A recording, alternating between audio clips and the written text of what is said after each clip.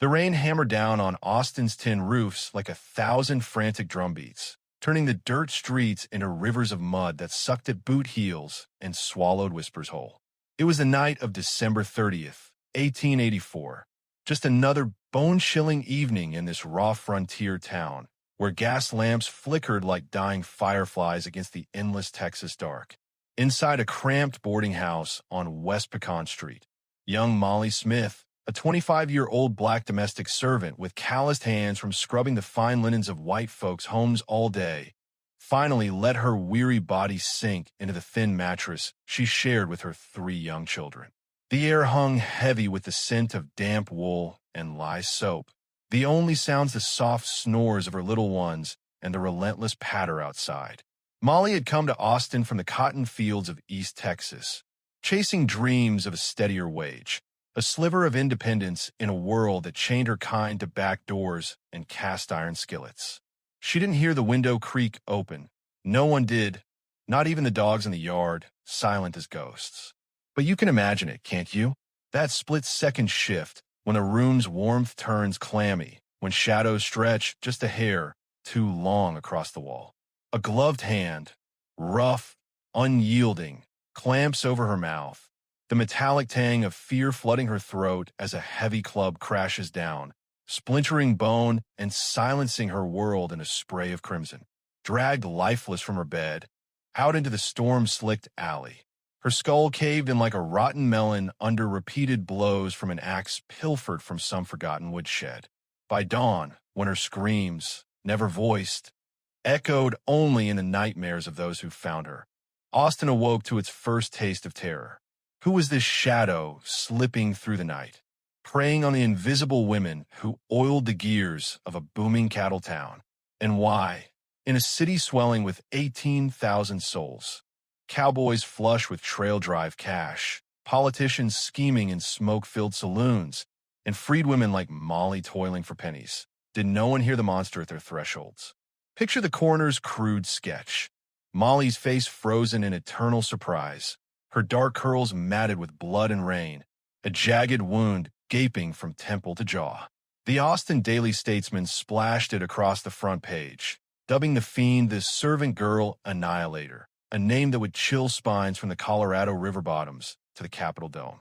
But that was just the beginning, listener, because over the next year, this Annihilator wouldn't stop at one.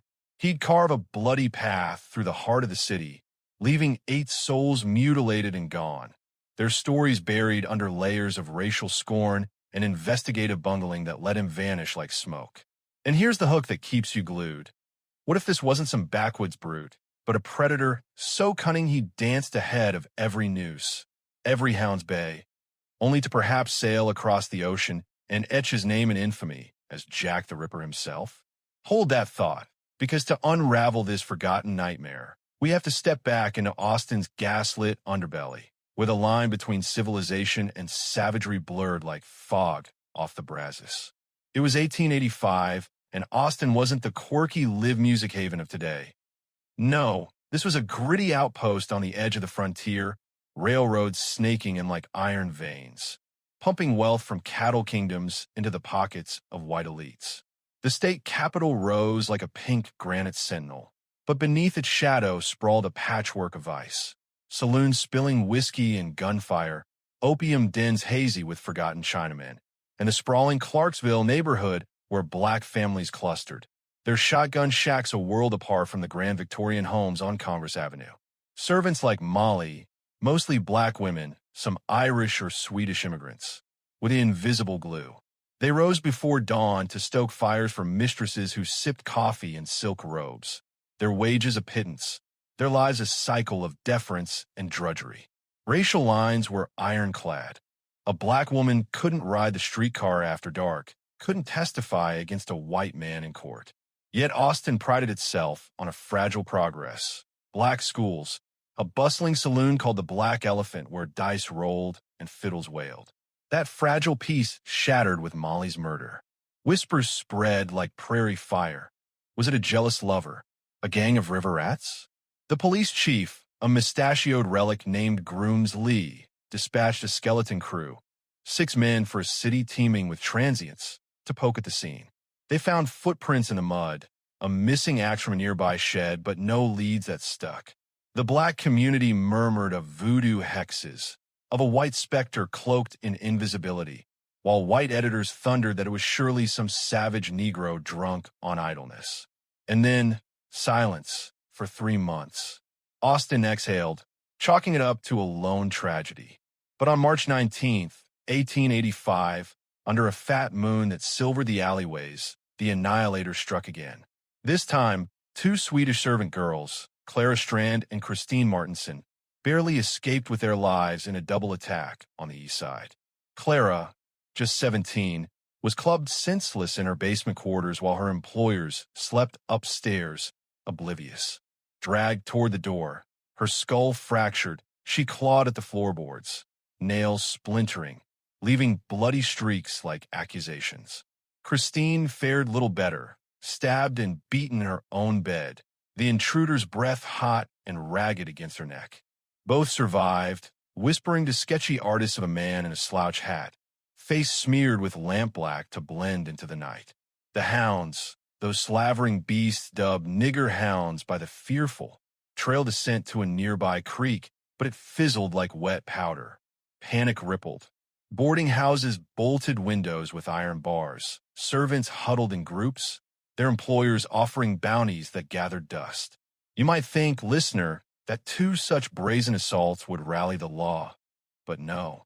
Chief Lee, overwhelmed and outmatched, begged for more men, while the city council dithered over budgets. Vigilantes formed, rough-hewn cowboys and clerks patrolling with shotguns, their lanterns casting jittery shadows that played tricks on nerves already frayed. By May, the heat wave baked the town into a stupor, dust devils swirling through empty plazas. On the 6th, Eliza Shelley, a quiet black laundress of 30, met her end in a similar frenzy. Asleep in her tiny room off Lavaca Street, she was bashed with a rod, her body hauled outside and left posed like a warning, ear canal pierced with a sharp twig as if to mock the coroner's probe. 20 days later, Irene Cross, another black servant, suffered a knife artist's work, scalped in her sleep, throat slit ear to ear, her blood pooling on the quilt her grandmother had sewn. The pattern emerged, cruel and clear. These women, attacked in the dead of night, while vulnerable, their killers using household tools turned weapons, axes, clubs, knives, before mutilating outdoors under the stars. No theft, no motive but malice. The press frenzy peaked. The Statesman ran sketches of mangled autopsies, crude ink lines capturing gashes that wept description. The Fiend of Austin, they called him now, speculating on accomplices, a gang, a mad doctor testing poisons.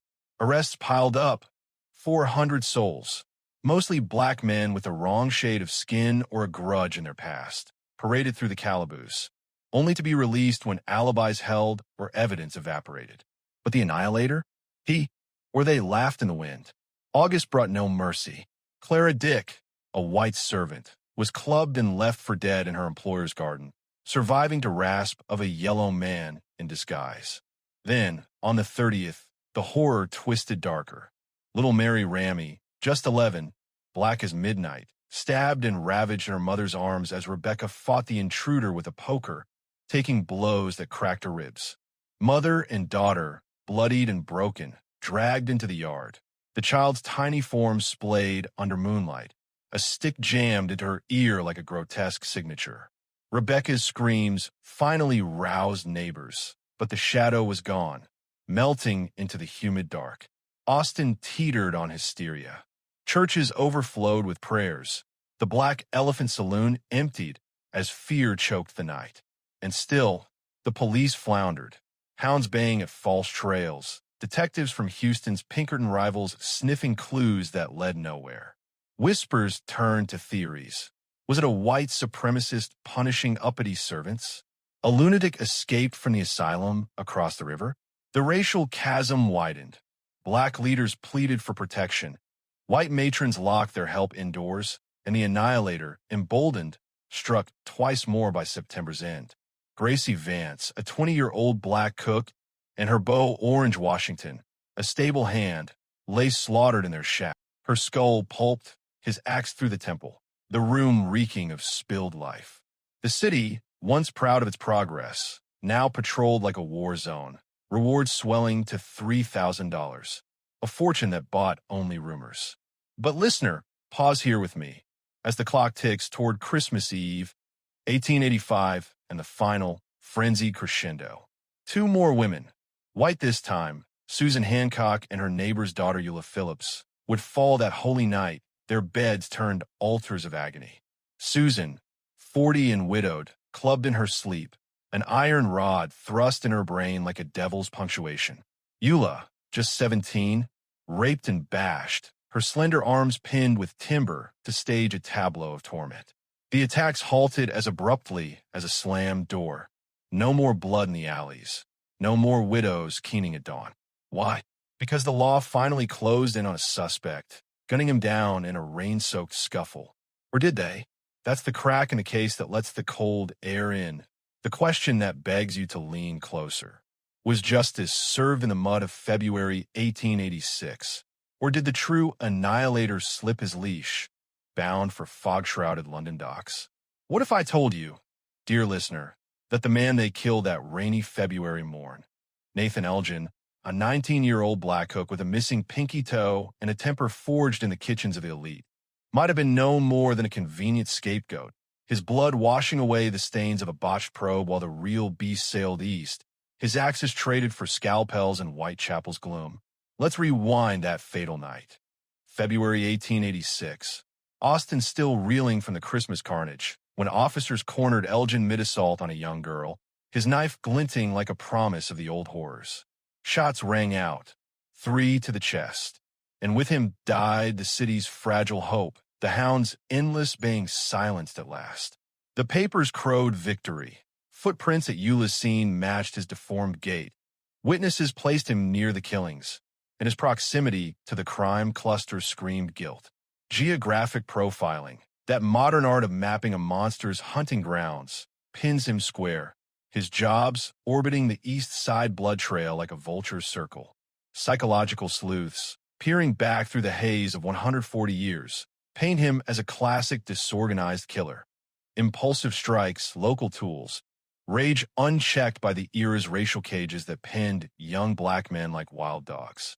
The PBS sleuths in 2014 dusted off yellowed ledgers, overlaying Austin's wards with offender profiles, and Elgin fit like a glove.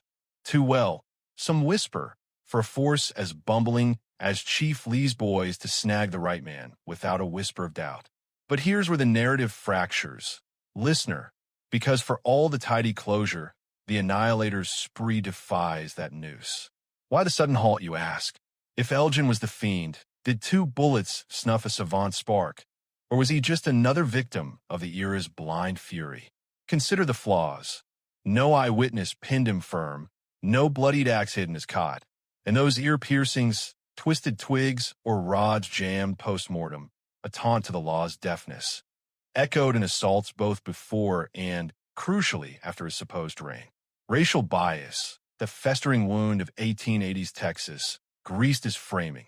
Austin's finest, outnumbered and outfoxed, swept up 400 black suspects like chaff, ignoring white whispers of voodoo cloaks or cowboy gangs because, well, who questions the savage in the servant's quarter? Imagine the chill, gas lamps hissing as patrols clomped past, bloodhounds straining at leashes soaked in molasses to mimic the scent of fear, while the real killer, perhaps a light-skinned yellow man in drag, as survivors gasped, slipped through fingers greased by prejudice. Modern forensics, if we'd had it then, would scream opportunity lost.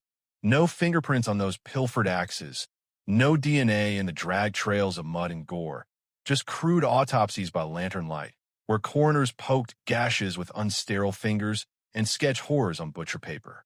Profiling today tags him organized yet sloppy, a local with grudges against the bed-bound vulnerable, striking on waxing moons when shadows pooled deep, his mutilations a sadist's flourish, not a thief's haste. Yet the Ripper link? Ah, that's the thorn that pricks the spine. 3 years before Whitechapel's autumn of evisceration, Austin bled under a blade that knew beds as gateways to hell. Speculation ignited in 1888 when an Atlanta scribe mused that Jack, polished peripatetic, might have honed his craft here, fleeing Reconstruction's heat for London's fog. Buck Taylor, that Texas showman lassoing in Buffalo Bill's troupe, even drew London's copper's eyes, his Fredericksburg roots a breadcrumb trail. No proof sticks, of course. Sugden's Ripper tomes dismiss it as fancy, but the echoes haunt. Both preyed on the working poor, wielded blades with surgical spite, left bodies posed in public shame. Was our annihilator a drifter, rage simmering from some Yankee war scar, testing throats in Texas before carving Canonical 5? Or multiple hands, a copycat wave born of newsprint fever? Husbands like James Phillips, Eula's brood of a spouse, tried and freed on hung juries, or Moses Hancock, Susan's widower, acquitted amid whispers of abuse. Venting spleen and mimicry? Phillips, you see, seethed with jealousy. Eula's rumored tryst at May Tobin's assignation house, betting politicos for escape from his fists. His rage a powder keg that exploded in timber and timber alone, or so the defense spun. Hancock, his shotgun marriage to Susan bred venom, but the hound's trail circled back empty. Top theories jostle like suspects in a lineup. 1. Elgin the lone wolf, his death the coda, strength in the footprints, flaw in the lack of trophies, no gloating letters to stoke his myth. 2. A white elite phantom, shielded by color and coin, his voodoo veil a black community's desperate veil for ignored pleas, bolstered by the shift to white victims, as if escalating to force action, undone when patrols thickened. Fatal crack, no pattern in the privileged quarter. 3. The Ripper transplant, a sailor or showman bridging oceans, seductive in symmetry, sabotaged by timelines that tangle like knotted ropes. Weigh them, listener. Elgin's profile bites deepest, yet bias taints the bite. The white specter explains the evasion, but not the ear's cruel punctuation. Jack's ghost thrills, but timelines limp under scrutiny. Why cold after all this? Because 1885's tools, lanterns, leads, and luck crumbled against a killer who thrived on the era's fractures, his anonymity a mirror to Austin's sins. No ballistics, no psych evals, just folklore that faded as the Capitol's dome gleamed anew. The shadow lingers, though, in the FBI's serial dossiers that nod to Austin as America's first, in podcasts like Tanis weaving it into modern dread, in the drag's devilish deeds, unearthing victims' stolen voices. Mollie Smith's children, orphaned to alms, Rebecca Ramey's scars, etched deeper than flesh, Eula's dreams, snuffed in a lover's haste. These aren't footnotes, but fault lines in justice's facade. Racial reckonings echo. How many black women's cries drowned in bias's roar? Then and now. As you sit there, screen glowing in your quiet room, hear the rain on that long-ago roof, the floorboards groan under phantom weight. Who was he really? The cook, the cowboy, the countenance ghost. Did he halt in Austin's mud, or whisper, "Fare thee well" from a Thameside wharf? The alley waits, empty and echoing. Sleep tight, but bar your windows. What secrets does your own night hold?